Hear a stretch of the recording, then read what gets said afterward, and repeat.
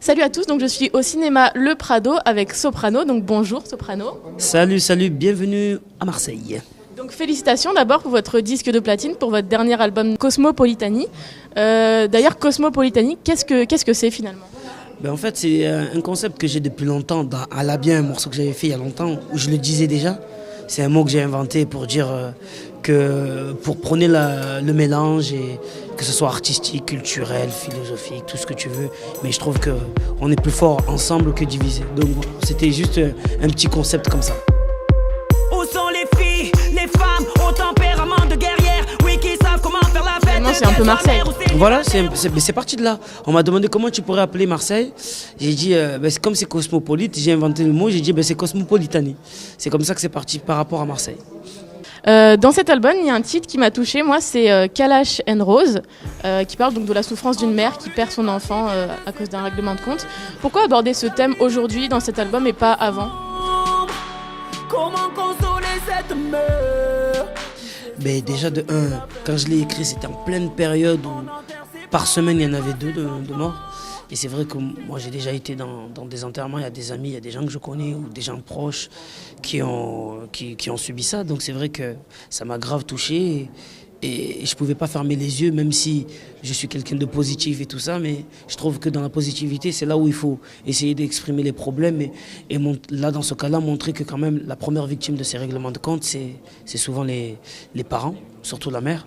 Vous n'en avez pas marre qu'on nous parle de Marseille finalement que à travers la violence, avec le Marseille bashing? Vous n'avez pas peur d'alimenter ça avec cette chanson? Avec moi c'est facile quand même. Je suis quand même quelqu'un de positif. Quand je fais des morceaux comme Cosmo, on dit le Marseillais, donc ça amène un côté positif. Mais je ne pouvais pas fermer les yeux quand même sur ce sujet. Même si c'est un morceau dur, mais c'est parce que c'est vraiment dur.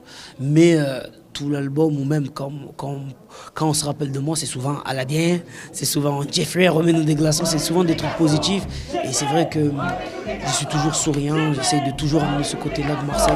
Débarque dans le vide, tu es compressé. Une arrivée royale, comme tu meurs dans le couille. Tous les yeux sur ma sape, tous les yeux sur ma sape. Sorti sapé comme sur Arte, donc dans ma tête de ça. J'entends des mecs qui claquent, claquent, claquent, claquent, claquent. Et des mecs qui prennent des claques.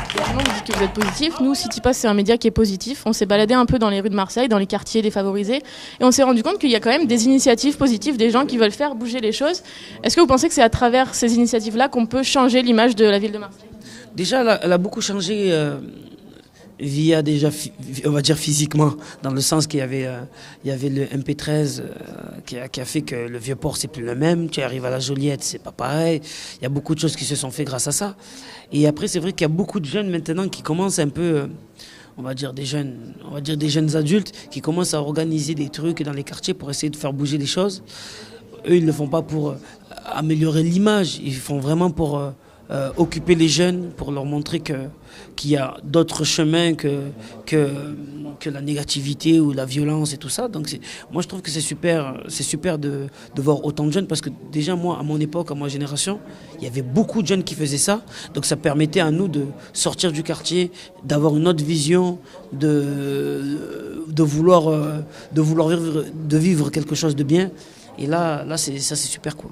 On va finir sur 3 petites questions sur Marseille. Quel est pour vous l'atout principal de la ville ? L'atout ? Il y a des gens qui te diront le soleil. Moi, je dirais le mélange. Le fait qu'on a grandi avec un Sénégalais, avec un Turc, avec un Algérien, tous ces trucs-là, fait qu'on a une vision un peu différente par rapport à d'autres villes de France, tu vois. Donc, c'est super cool. Et son principal défaut ? On est trop tranquille. Ça veut dire que quand tu vas à Paris, ils sont trop speed, mais nous, on est trop tranquille. Ça fait que souvent, les projets, ils avancent très, très, très lentement. Et quand ça avance lentement, en général, les projets, on s'arrête parce qu'on est découragé. C'est un peu le défaut qu'on a un peu à Marseille. Et si vous aviez une baguette magique, qu'est-ce que vous changeriez à la ville de Marseille ? Qu'est-ce que je changerais ? L'état psychologique de beaucoup de jeunes à Marseille, dans les quartiers surtout. Parce que, waouh, tu parles avec eux, pour eux, il n'y a pas d'avenir. Hein, c'est normal. Et presque quand tu leur dis, mais toi, tu es fou, parce que tu as réussi dans la vie, c'est pour ça que tu dis ça. Donc ça, c'est un truc qui me rend morose un peu, mais voilà, un petit truc pour changer, ouais, ça. Merci beaucoup.